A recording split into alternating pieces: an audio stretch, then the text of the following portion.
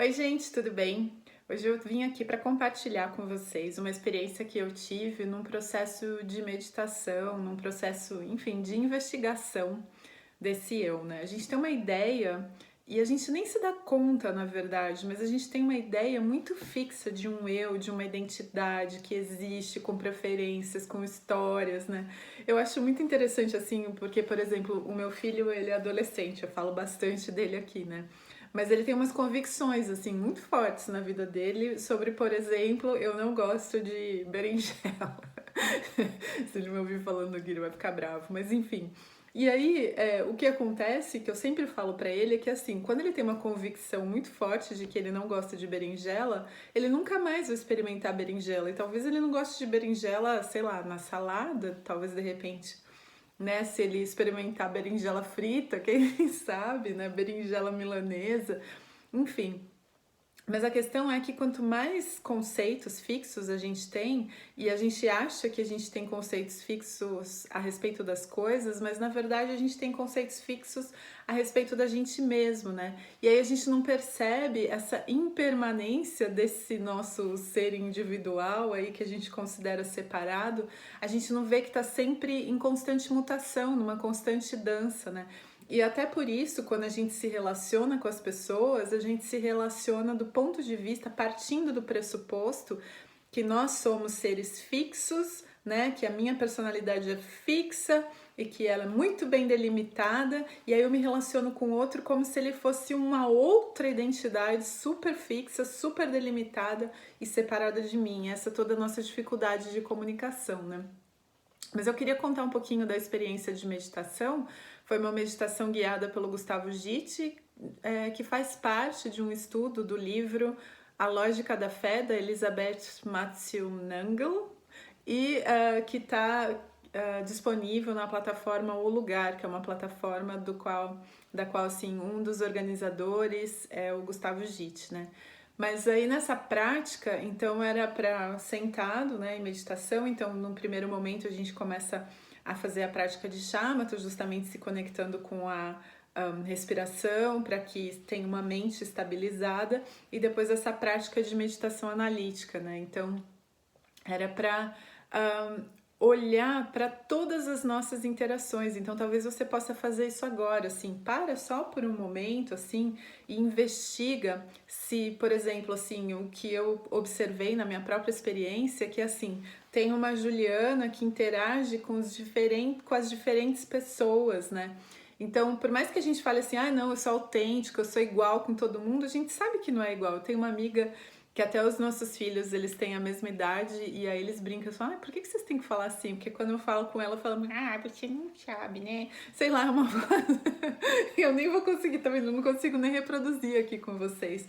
É uma Juliana, assim, uma voz que talvez só ela conheça, né? Assim, ou quando eu falo com a minha mãe, eu percebo que tem algum outro tipo, né, que é uma outra pessoa. Então, assim, outras coisas despertam em mim. Então, quando eu falo com a minha mãe, assim, por exemplo, me desperta muito o sentido do paladar, assim, porque, gente, tanto me achando péssima, né? Mas, assim, toda vez que minha mãe vai me visitar, ela sempre faz bastante bolo, torta, e ela cozinha coisas assim que me lembram a minha infância, sabe? E ela adora cozinhar, então ela vai em casa, eu sempre acho muito ótimo, né? Então, assim, quando eu penso na minha mãe, quando eu interajo com ela, me desperta, por exemplo, esse meu paladar, esse meu desejo pela comida maravilhosa que minha mãe cozinha, né?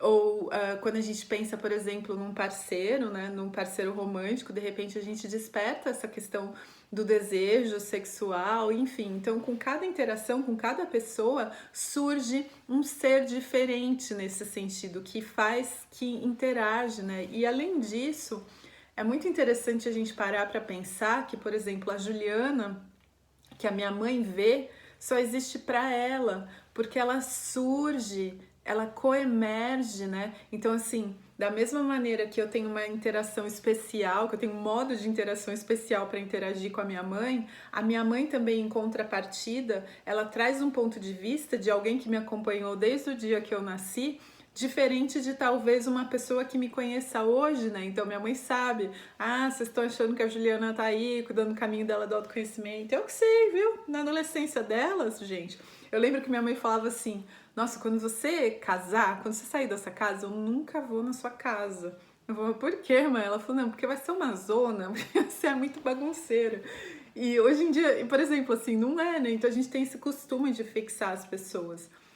Mas o que eu queria trazer como reflexão, assim, nesse vídeo é justamente para a gente perceber que até mesmo quando a gente olha uma foto nossa, assim, da infância, ou até de 5 anos atrás, não é só a aparência física que muda, a gente começa a se lembrar de coisas que a gente pensava, ideias fixas que a gente tinha naquele momento, que de repente não são mais as nossas ideias, né?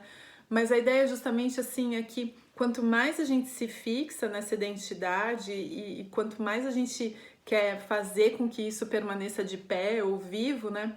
Mais a gente se afasta dessa realidade mutável, né? Que nós temos nesse sentido, assim. Então, é claro que eu não estou falando de uma identidade real. Então, é como, né? O budismo traz sempre a imagem de uma bandeira, né? Que tem o mastro da bandeira, que é algo fixo, sólido, que está sempre sereno, que seria o nosso ser real, e tem a bandeira que está sempre ali balançando com o vento, dependendo da situação, né? Então, por exemplo, você em perigo vai reagir de determinada maneira, você num grupo de estudos de questões espirituais, você vai ter algum outro tipo de postura, ou você dentro, sei lá, da academia, ou dependendo das interações, você vai trazer um ser entre aspas, diferente, que também não é você, mas que também não é você, não deixa de ser você nesse sentido. E você também não é um conjunto de todos esses seres que se apresenta, até porque a gente apresenta um desses seres em cada uma das nossas interações, né? Então a gente não traz 50 seres para interagir ali com a minha mãe, que uma coisa meio, né? Esquizofrênica até assim, né? A gente traz vários seres, personagens nesse sentido. Mas eu achei muito interessante assim esse exercício, me deu até uma sensação de náusea, de tontura mesmo, porque é quase como se eu sentisse que o eu, que a minha identidade, aquilo que eu tô tentando definir como sendo essa é a Juliana, quase como se escorregasse assim por entre os meus dedos e eu não conseguisse pegar, sabe? Era essa sensação. Mas eu queria trazer justamente essa reflexão, assim, para que a gente percebesse que a gente quer se fixar em conceitos, quer se fixar em ideias, mas na verdade não tem nem como. Nem se a gente quisesse, nem a nossa própria identidade, que muitas vezes a gente tem convicção, eu sou uma pessoa honesta. Mas você vai ver que pero não mútil, né? Porque assim, é honesta para tal coisa, mas para outras, talvez para fazer declaração de imposto de renda, não, nem tanto. Então, assim, existe uma nuance entre o conceito fixo, aquilo que eu defino como sendo eu mesma, e a maneira como a gente interage com a realidade, como a gente interage com o mundo. Era isso que eu queria contar hoje para vocês, gente. Super obrigada pela atenção de vocês. Até o próximo vídeo. Namastê.